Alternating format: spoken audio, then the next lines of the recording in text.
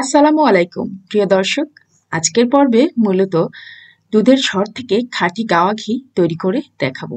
বিভিন্ন রকম মজার মজার ডেজার্ট এবং কোরমা, পোলাও, রোস্টে খাঁটি গাওয়া ঘি দিলে এর স্বাদ বেড়ে যায় বহুগুণ। আর এই খাঁটি গাওয়া ঘিটা তৈরি করতে আমার যেটা লাগবে সেটা হচ্ছে দুধের সর। একটি মাত্র উপকরণ দিয়েই তৈরি করব এই খাঁটি গাওয়া ঘি। বাড়িতে নিজের হাতে বানানো খাঁটি গাওয়া ঘি এর তো কোনো তুলনাই হয় না। আসলেই তুলনা হয় না। আমি যখন ঘিটা বানাচ্ছিলাম পুরা বাড়ি একদম ঘিয়ের একটা মিষ্টি গন্ধে যেন ভরেছিল। আর এই ঘিয়ের স্বাদ আর গন্ধের কথা তো বললামই না। এটা নিশ্চয়ই আপনারা সবাই জানেন যে বাড়ি বানানো, নিজের হাতে বানানো খাঁটি গাওয়া ঘি স্বাদ এবং গন্ধ দুটাই অতুলনীয়। তো এই ঘিটা কিভাবে বানিয়েছি প্রথম থেকে শেষ পর্যন্ত আমার ভিডিওটা দেখেন, তাহলে আপনিও পারবেন এরকম সুন্দর করে সুন্দর ঘি তৈরি করতে। আর সবচেয়ে মজার ব্যাপার কি, এই ঘিটা যত পুরনো হয় মনে হয় যে এর ফ্লেভার তত বাড়তে থাকে। সরের ঘির বৈশিষ্ট্যই হচ্ছে এটা। এই খাঁটি গাওয়া ঘিটা বানানোর জন্য আমি এখানে নিয়ে নিয়েছি খাঁটি গরুর দুধ। এখানে খাঁটি গরুর দুধ আমি 2 লিটার জাল করছি। তো 2 লিটার দুধ আমি ভালো করে ফুটিয়ে জাল করে নিব এবং বেশ কিছুক্ষণ আস্তে আস্তেও জাল করব। দুধটা জাল করার সময় দুধটা একটু নেড়ে চেড়ে জাল করতে হবে, যেন নিচ থেকে দুধটা পুড়ে না যায়। দুধটা যদি না ভালো করে নেড়ে দেওয়া হয় তাহলে দেখা যায় যে নিচ থেকে পুড়ে যায়, কড়াইয়ের নিচ থেকে পুড়ে যায়। তো সেজন্য এটাকে একটু নেড়ে চেড়েই ভালো করে জাল করে নিতে হবে। এবং যেহেতু আমি এটার উপর থেকে সর তুলবো, সেহেতু এটাকে খুব ভালো করে জাল করে নিচ্ছি। দুধটা ভালোভাবে জাল করার পরে আমি এটাকে খুব ভালো মতো ঠান্ডা হতে সময় দিয়েছি। 4-5 ঘন্টা ভালো মতো সময় দিয়েছি যেন এটা খুব ভালো মতো ঠান্ডা হয়ে যায়। আর দেখেন দুধের উপরে কত মোটা একটা সর পড়েছে, ভীষণ সুন্দর একটা সর পড়েছে। আর এই সরটাকেই আমি কালেক্ট করি। আমি আজকে আপনাদের সাথে যে ঘিয়ের রেসিপিটা শেয়ার করছি সেটা হচ্ছে আমার 15 দিনের জমানো যে সরটা, সেটা দিয়েই আমি এই ঘিটা বানাবো। তো 15 দিন ধরে আমি এভাবে করে সরটা কালেক্ট করেছি। আর তারপরে সেই সরটা দিয়েই আজকে আপনাদেরকে গাওয়া ঘি তৈরি করে দেখাবো। তো এভাবেই দেখতে পারলেন, তো আমি এভাবেই ননিটাকে কালেক্ট করি।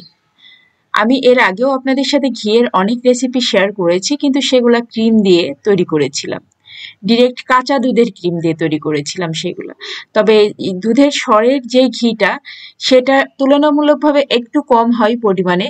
আর কাঁচা দুধের যে ক্রিমটা তুলে যে ঘিটা আমি বানাই সেটাতে আবার দুধের মানে ঘিয়ের পরিমাণটা একটু বেশি হয়। এটা যেহেতু সরের ঘি, এটার স্বাদ গন্ধ দুটাই আলাদা। সরের ঘি পরিমাণ একটু কম হলেও সরের ঘিটার টেস্ট কিন্তু কাঁচা দুধের ক্রিমের ঘিয়ের থেকে অনেক অনেক গুণ বেশি। তো আমি সবসময় দেখা যায় যে কাঁচা দুধের ক্রিমটা ইউজ করি ঘি বানানোর জন্য। বাট আজকে আমি সরের ঘিটাই তৈরি করে আপনাদেরকে দেখাবো।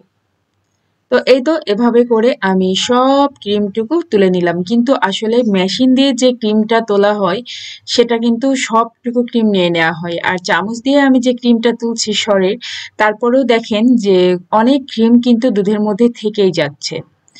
আমি কিন্তু সম্পূর্ণ ক্রিমটা নিতে পারিনি। তো এই তো এভাবে করে আমি জমা করছি। আর দেখেন 15 দিনে আমার কতগুলা ক্রিম হয়েছে, মানে সর জমেছে।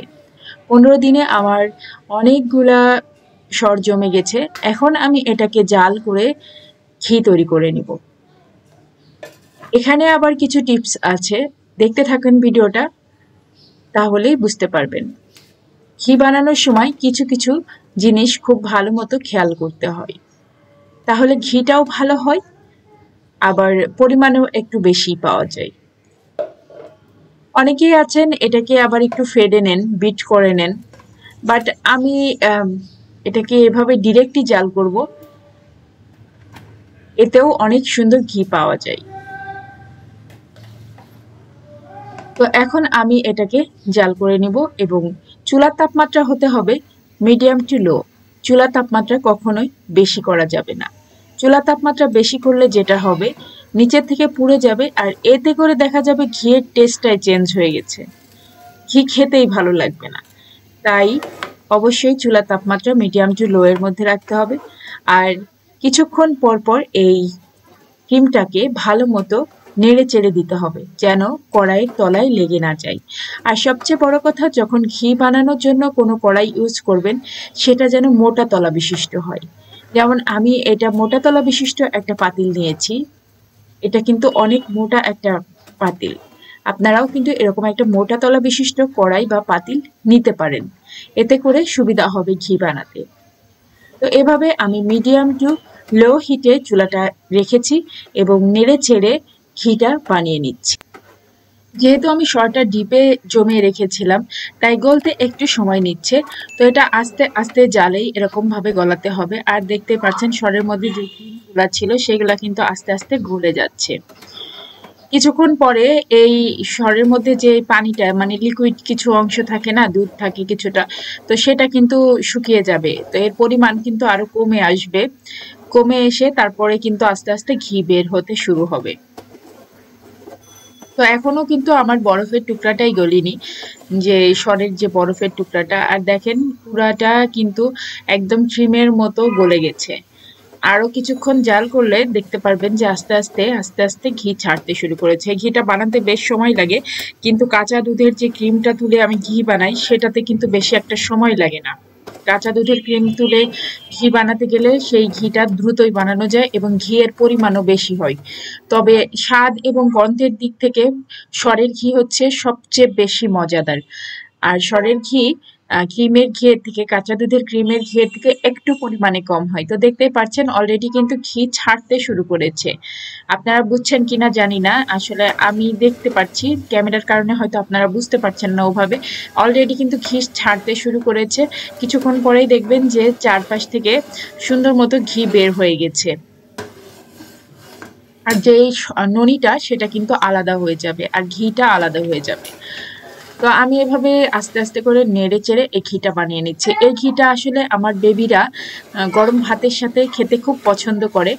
আর কাঁচা দুধের ক্রিম তুলে আমি যে ঘিটা বানাই সেটা আমি বিভিন্ন ডেজার্ট আইটেম, বিভিন্ন রকম রেসিপিতে ইউজ করি। আর এটা আমার বেবিরা গরম ভাতের সাথে খেতেই বেশি পছন্দ করে। কাঁচা দুধের সর দিয়ে যেই ঘিটা আমি বানাই সেটাও কিন্তু খুব মজার একটা ঘি।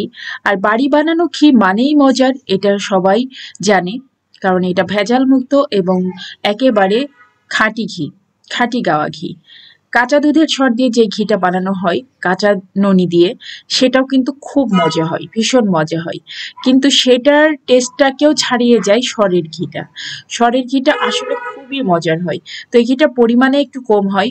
কাঁচা দুধের সর দিয়ে যখন আমি ঘি বানাই তখন কিন্তু অনেক বেশি পরিমাণ ঘি হয়। আর এই যে জাল করা দুধের যে সর দিয়ে আমি ঘি বানাই এটা দিয়ে কিন্তু ঘি বানাতে গেলে একটু পরিমাণে কম হয়। তো আমি ননিটাকে ব্রাউন করে ভেজে নিয়েছি। আপনারা কিন্তু চাইলে আরো আগেই নামিয়ে ফেলতে পারেন। আমার কাছে এইরকম করলে ঘির টেস্টটা বেশি ভালো লাগে, মনে হয় যে একটু ইয়েলো ইয়েলো কালার আসে ঘিয়ের। তো আমি ওই ইয়েলো ইয়েলো কালারের ঘিটাই বানাতে চাচ্ছি, তাই আমি এটাকে ব্রাউন করে ভেজে নিয়েছি।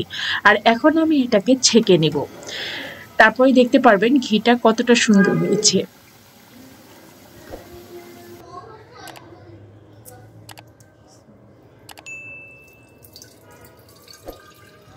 আমি আজকে যে পরিমাণ সর নিয়েছিলাম তাতে আমার 750 গ্রামের মতো গাওয়া ঘি হয়েছে। আর এটা আমার বাচ্চাদের বেশ কিছুদিন চলে যাবে।